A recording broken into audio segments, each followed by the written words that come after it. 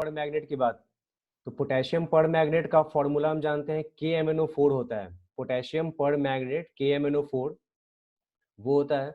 उसको प्रिपेयर करने के लिए हम लोग यूज करते हैं पायरोलिसाइट ओर जो होता है उसका इस्तेमाल जो है वो किया जाता है। ठीक है, पायरोलिसाइट उसका उस ओर का इस्तेमाल किया जाता है।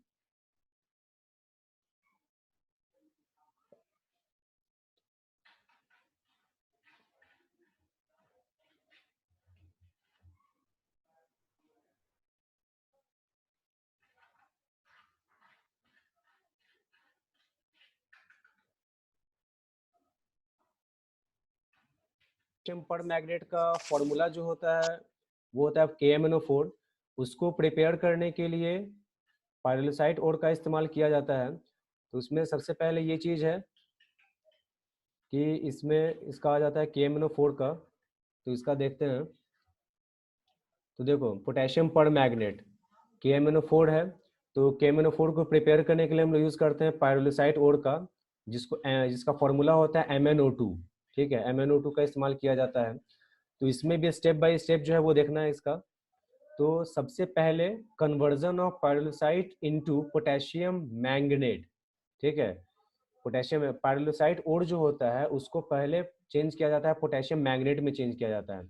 तो उसमें क्या करना, finally powdered pyrolusite mineral ore is fused with KOH और K2CO3। जो पायरोलिसाइट ओर होता है उसको पाउडर्ड फॉर्म में लिया जाता है और उसको फ्यूज किया जाता है, मतलब उसको हीट किया जाता है या तो पोटेशियम हाइड्रोक्साइड के साथ या फिर पोटेशियम कार्बोनेट के साथ, in presence of air, air के प्रेजेंस में। तो बनता है पोटेशियम मैंगनेट, बनता है K2MnO4। पोटेशियम पर मैग्नेट है KMnO4 और पोटेशियम मैंगनेट है K2MnO4। ये है इसका। तो सबसे फर्स्ट स्टेप है कि पायरोलिसाइट ओर को चेंज किया जाता है पोटेशियम मैंगनेट में। और वो करने के लिए क्या करते हैं, तो ये पायरोलिसाइट ओर का पाउडर्ड फॉर्म लिया जाता है, उसको पोटेशियम हाइड्रोक्साइड या पोटेशियम कार्बोनेट के साथ ऑक्सीजन के प्रेजेंस में फ्यूज किया जाता है, हीट किया जाता है। तो बनता है पोटेशियम मैंगनेट बनता है और वाटर बनता है। ठीक है, अब उसके बाद पोटेशियम मैंगनेट को ऑक्सीडाइज किया जाता है पोटेशियम पर मैग्नेट में। ठीक है, तो अब जैसे कि अगर K2MnO4 है, K2MnO4 में मैंगनीज का अगर हम ऑक्सीडेशन स्टेट निकालना चाहते हैं तो K का होता है +1, ऑक्सीजन का होता है -2। तो K2MnO4 है तो K का 1 × 2 प्लस Mn का x मान लेते हैं, ऑक्सीजन का -2 × 4 यानी -8। तो इधर से हो जाएगा 2 -8 -6 हो जाएगा, तो x -6 और ये सबका मिला के क्या हो जाएगा 0 के बराबर। तो x इज इक्वल टू क्या आ जाएगा +6। ठीक है, तो यहाँ पे मैंगनीज का ऑक्सीडेशन स्टेट क्या आया +6 आया। जब KMnO4 में निकालेंगे पोटेशियम पर मैग्नेट में, तो उसमें क्या हो जाता है, इसका पोटेशियम का K का लेंगे +1, मैंगनीज का लेंगे x और ऑक्सीजन का -2 × 4, तो 1 - 8 तो -7 और x -7 हो जाएगा, तो टोटल मिला के 0 के बराबर, तो x इज इक्वल टू +7। ठीक है, तो इस तरह से जो है K2MnO4 में मैंगनीज का ऑक्सीडेशन स्टेट +6 है, KMnO4 में +7 है। ठीक है, तो +6 से +7 में जाने के लिए एक इलेक्ट्रॉन लूज करना होगा, यानी उसका ऑक्सीडेशन होगा। इलेक्ट्रॉन का लॉस ऑक्सीडेशन कहलाता है। तो वही है oxidation of potassium manganate into potassium पर मैग्नेट। ठीक है, तो पहले स्टेप में पायरोलिसाइट ओर को चेंज किया गया पोटेशियम मैंगनेट में, और दूसरे स्टेप में पोटेशियम मैंगनेट को ऑक्सीडाइज करके पोटेशियम पर मैग्नेट में चेंज करना है, जिसके लिए दो तरीका है, एक है केमिकल ऑक्सीडेशन है और दूसरा है इलेक्ट्रोलाइटिक ऑक्सीडेशन है। तो केमिकल ऑक्सीडेशन में क्या करना है, ये जो फ्यूज्ड मास है, फ्यूज्ड मास जो आया है पोटेशियम मैग्नेट और वाटर का, इस फ्यूज्ड मास को फिर क्या किया जाता है, वाटर के साथ उसमें जो है मिलाया जाता है and treated with carbon dioxide. ये जो फ्यूज मास है ये वाटर के साथ है। ठीक है, तो इसको किसके साथ रिएक्शन किया जाता है, कार्बन डाइऑक्साइड के साथ। तो कार्बन डाइऑक्साइड के साथ रिएक्शन करेंगे तो बनेगा पोटेशियम पर मैग्नेट बनेगा, मैंगनीज डाइऑक्साइड बनेगा। ठीक है, ये वाला इसका। उसके अलावा उसी तरह से K2MnO4 है, इसको अगर हम इसके साथ भी अगर दीजिए, यहाँ पे ये क्लोरीन है, ठीक है Cl2, तो क्या हो जाएगा, ये KCl बन जाएगा यहाँ पे और यहाँ पे बन जाएगा KMnO4। तो केमिकल ऑक्सीडेशन करने के लिए पोटेशियम मैंगनेट को, ये जो फ्यूज्ड मास आया है पोटेशियम मैंगनेट का, उसको या तो कार्बन डाइऑक्साइड के साथ रिएक्शन कर दो या फिर क्लोरीन के साथ रिएक्शन कर दो।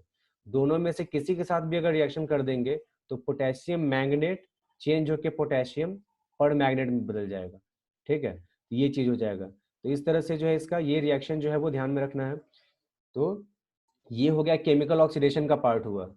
इलेक्ट्रोलाइटिक ऑक्सीडेशन में क्या करना है, तो मैंगनेट आयन, ठीक है, जो है K2MnO4 है, तो K2MnO4 जो होगा उसका क्या हो जाएगा, MnO4 पे -2 चार्ज आएगा।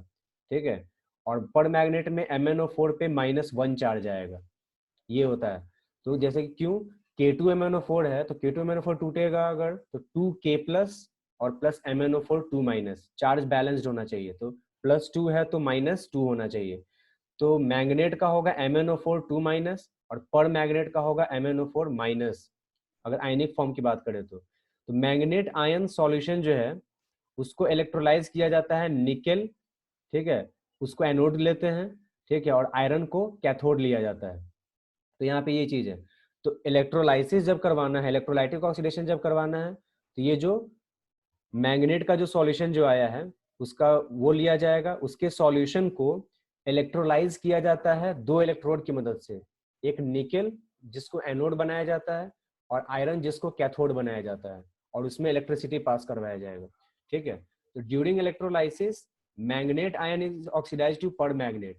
मैग्नेट आयन जो है MnO4 2 माइनस वो ऑक्सीडाइज होके MnO4 माइनस में पर मैग्नेट में बदल जाएगा। ठीक है, इन दी एनोडिक कंपार्टमेंट, एनोड वाले कंपार्टमेंट में, while hydrogen is evolve in the cathodic compartment, और कैथोड वाले साइड में क्या होगा, हाइड्रोजन गैस इवॉल्व होगा। ऐसे भी हाइड्रोजन H प्लस तो वो अट्रैक्ट होगा कैथोड की तरफ, तो H प्लस है वो चेंज हो जाएगा H2 में। ठीक है, तो इस तरह से जो है वो दो तरीके से बनाया जा सकता है पोटेशियम पर मैग्नेट। पोटेशियम पर मैग्नेट बनाने के लिए जो ओर जो लेना है वो पायरोलोसाइट ओर ही लेना है। ठीक है, पहला स्टेप दोनों में कॉमन है, चाहे वो इलेक्ट्रोलाइटिक वाले में करें या फिर केमिकल वाले में करें, दोनों के लिए ये स्टेप कॉमन है। पायरोलोसाइट ओर को चेंज किया जाता है मैग्नेट में, उसके लिए फाइनली पाउडर्ड ओर को KOH या K2CO3 के साथ ऑक्सीजन के प्रेजेंस में हीट किया जाता है तो पोटेशियम मैग्नेट बनता है। उस पोटेशियम मैग्नेट को जब केमिकल ऑक्सीडेशन जब करेंगे या तो CO2 के साथ या फिर Cl2 के साथ, तो वैसे केस में पोटेशियम पर मैग्नेट बन जाएगा। This is chemical oxidation. और इलेक्ट्रोलाइटिक ऑक्सीडेशन में क्या करना है, तो इसमें जो फ्यूज्ड मास होता है पोटेशियम मैग्नेट का उसका सॉल्यूशन लेना है और उसको इलेक्ट्रोड की मदद से, निकेल एनोड और आयरन कैथोड की मदद से उसको क्या करना होगा, उसका इलेक्ट्रोलाइसिस करवाना है। तो उस इलेक्ट्रोलाइसिस के दौरान एनोड पे क्या हो जाएगा, यहाँ पे एनोड पे हमेशा ऑक्सीडेशन होता है, ठीक है, और कैथोड पे हमेशा रिडक्शन होता है।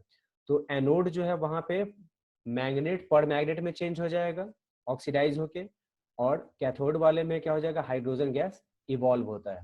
ठीक है, तो ये इसका हो जाता है, ये मेथड है पोटेशियम पर मैग्नेट के प्रिपरेशन का है, ये इसका हो जाएगा। अब उसके बाद जो है इसमें ये है ऑक्सीडाइजिंग एक्शन। ऑक्सीडाइजिंग एक्शन से पहले जो है इसका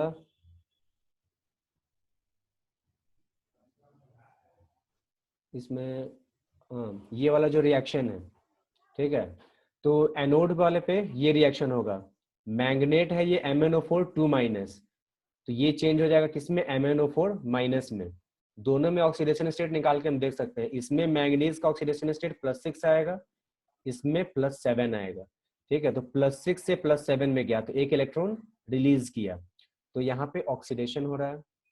कैथोड वाले पे क्या होगा, H प्लस 2 इलेक्ट्रॉन ले लेगा और H2 में बदल जाएगा। ठीक है, तो इलेक्ट्रोलाइटिक ऑक्सीडेशन जब होगा तो उसके दौरान ये रिएक्शन उसमें हो जाएगा। तो ये पूरा मेथड है पोटेशियम पर मैग्नेट को बनाने का। अब आते हैं इसके प्रॉपर्टीज में आते हैं। तो प्रॉपर्टीज में पोटेशियम पर मैग्नेट जो होता है वो पर्पल कलर का कंपाउंड होता है। ठीक है, पर्पल कलर का ये कंपाउंड है। अब देखो पर्पल कलर का कंपाउंड हो, तो इसमें पोटेशियम पर मैग्नेट जो होता है पर्पल कलर का होता है। तो हम लोग इसी डी ब्लॉक वाले में पढ़े हैं कि ट्रांजिशन मेटल्स का जो होता है, जो वो कंपाउंड बनाता है, आयंस जो बनाता है वो कलर्ड आयंस बनाता है। उसका रीजन हम लोग पढ़े थे DD ट्रांजिशन।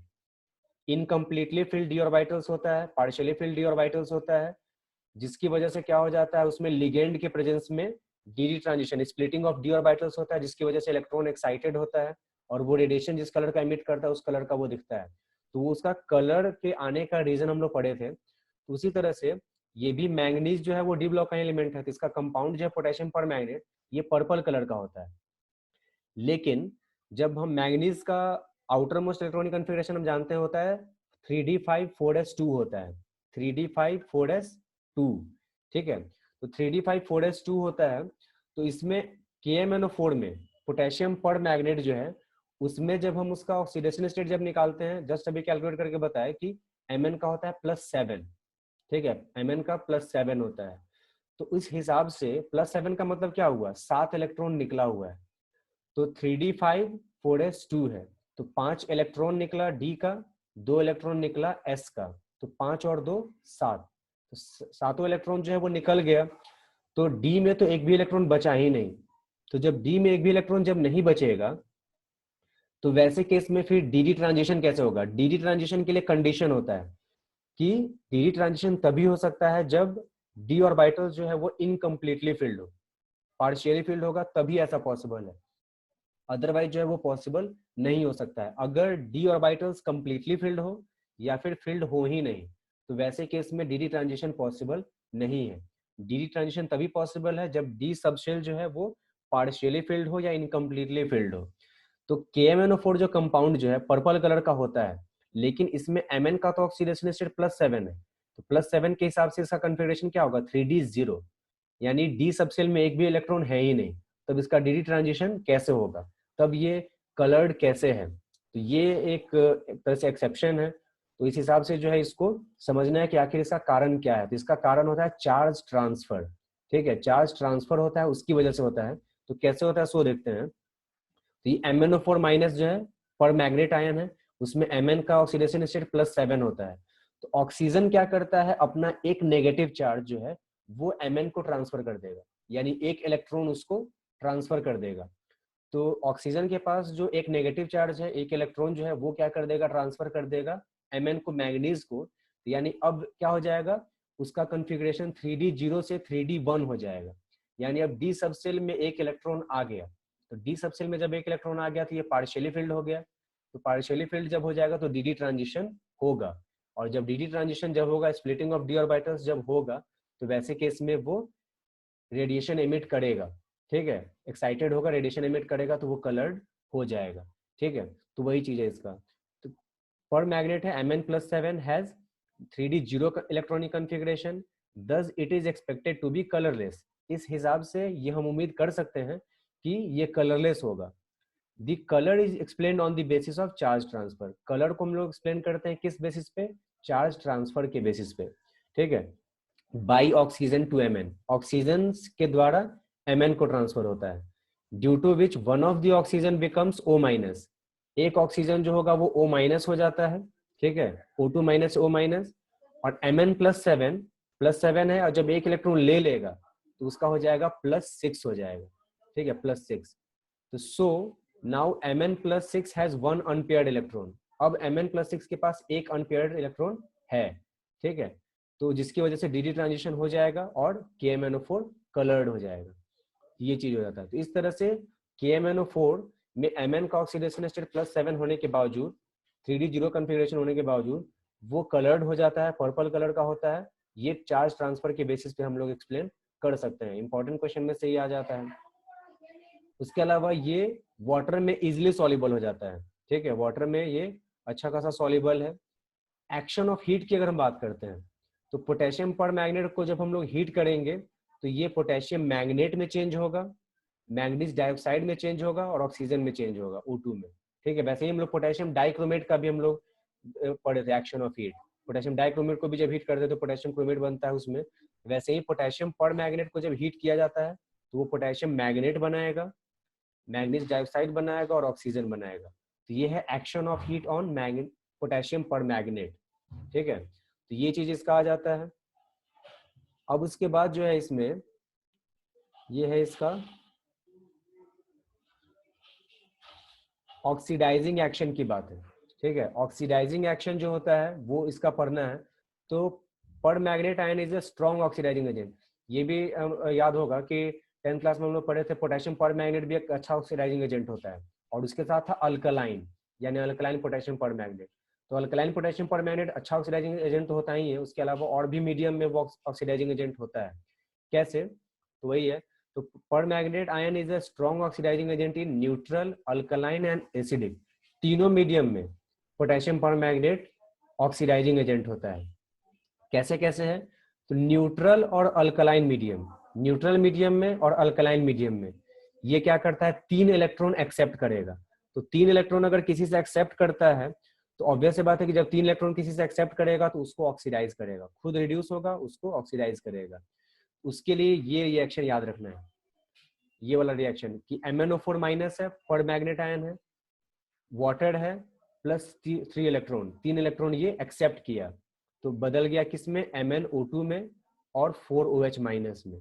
ठीक है। तो ये इसका पोटेशियम पर मैग्नेट जब न्यूट्रल मीडियम में हो या फिर अल्कलाइन मीडियम में हो तो वो 3 इलेक्ट्रॉन एक्सेप्ट करता है और उसके लिए ये वाला रिएक्शन हो जाएगा। ठीक है। इस रिएक्शन को ये ध्यान में रखना है कि न्यूट्रल या अल्कलाइन मीडियम में जब potassium permanganate oxidising agent के रूप में काम करेगा तो किस तरह से काम करेगा। एसिडिक मीडियम में ये 5 इलेक्ट्रॉन्स एक्सेप्ट करता है, 5 इलेक्ट्रॉन्स।